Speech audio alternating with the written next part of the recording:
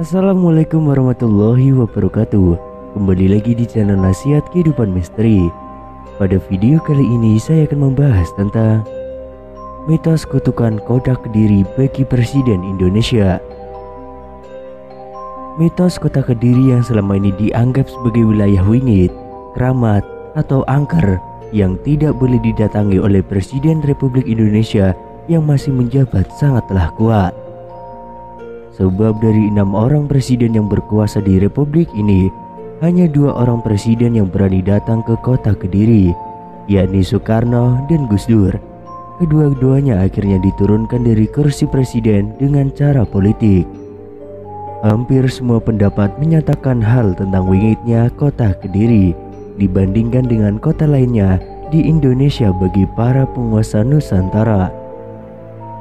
Selain Prabu Jayabaya yang mengatakan Kediri haram didatangi penguasa, kutukan kota Kediri juga dinyatakan oleh Kartikeya Singa, suami Ratu Sima yang juga penguasa kerajaan Kalingga, Pramataram Hindu abad ke-6 Masehi di Kelingkepung, Kabupaten Kediri.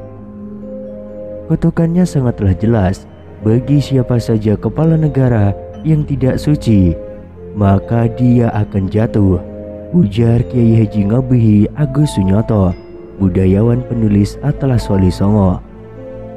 Agus Sunyoto menjelaskan bahwa pada masa pemerintahan Kartikeya Singa sebagai kepala negara, dia menyusun kitab tentang hukum pidana pertama di Nusantara yang diberi nama Kalingga Dharma Sastra yang terdiri dari 119 pasal. Hal ini sangat tergantung pada keyakinan sebenarnya untuk masuk wilayah Daha atau kota Kediri. Namun sebagian besar tidak berani masuk wilayah kota Kediri. Ditanya lokasi kerajaan Kalingga yang sebenarnya, sebab ada yang menyebut Kalingga berada di wilayah Jepara, Jawa Tengah. Agus Sunyoto menjelaskan bahwa Ratu Sima memang berasal dari Jepara atau yang dikenal dengan nama Kalingga Utara. Sedangkan suaminya yaitu Kartikeya Singa berasal dari Kelingkepung, kota Kediri atau yang dikenal dengan Kalingga Selatan. Dalam sejarah Nusantara, di daerah Kelingkepung, kota Kediri ini pernah kembali berjaya pada periode akhir Majapahit tatkala kerajaan itu mengalami disintegrasi. Rupanya penguasa Kediri bangkit kembali dan pada tahun 1474 berhasil menumbangkan hegemoni kerajaan Majapahit. Jawa dalam keadaan pecah belah tersebut kekuasaannya sampai tahun 1527, kemudian bergeser kembali ke Kediri atau Daha dengan pusat kekuasaannya di Kelingkepung, kota Kediri di bawah dinasti Girindrawardana. Dalam prasasti Jiu disebutkan bahwa tahun 1486 Masehi nama kerajaannya adalah Wilwatekta Daha Jenggala Kediri. Kemudian kerajaan ini pun berakhir akibat perluasan Islam oleh intervensi Giri yang menganggap dinasti yang berkuasa bukanlah kelanjutan dinasti yang memerintah kerajaan Majapahit terdahulu. Di saat Indonesia merdeka dari penjajahan pada tahun 1945, selain Soekarno dan Gus Dur yang berani masuk wilayah kota Kediri, lainnya rata-rata hanya diwakilkan kepada wakil presidennya.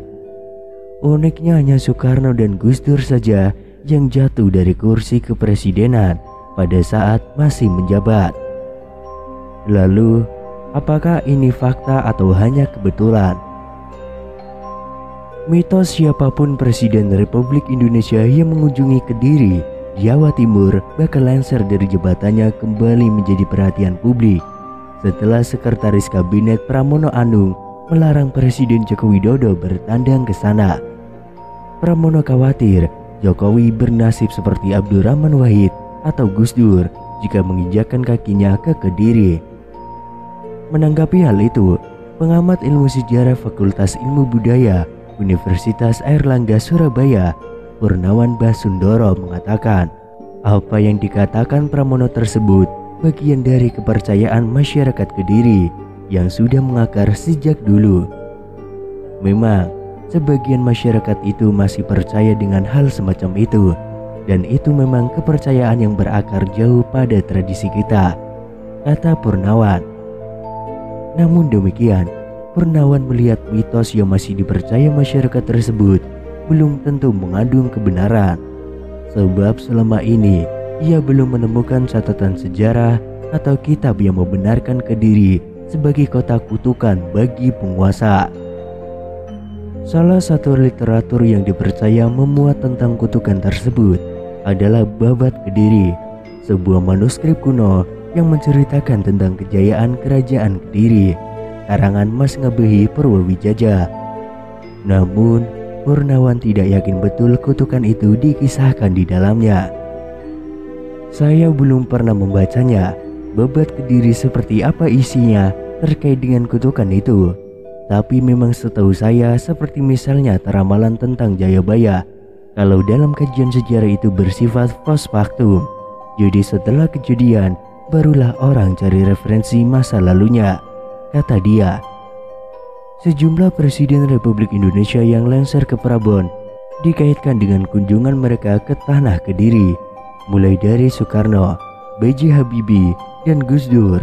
Namun sebagai catatan, B.J. Habibie tidak kembali menjadi presiden setelah berakhir masa tugasnya karena memang tidak ikut kontestasi pemilu 1999.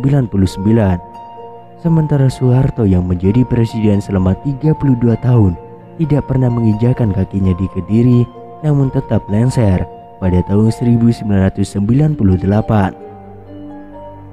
Meskipun begitu, mitos itu terpatahkan oleh Susilo Bambang Yudhoyono yang mengunjungi Kediri 2 kali pada tahun 2007 dan 2014 lalu. Saya kira tidak selamanya benar. Terbukti Susilo Bambang Yudhoyono dulu ke sana, ke Kediri pada saat Gunung Kelut meletus, datang ke pengungsian.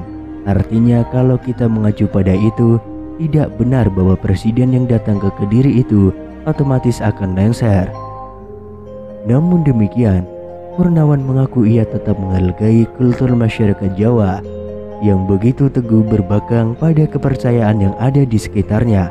Masyarakat Jawa juga punya alasan kuat hingga mempertahankan tradisinya. Atas dasar itu, ia pun meminta Presiden Joko Widodo tidak terlalu memikirkan mitos tersebut.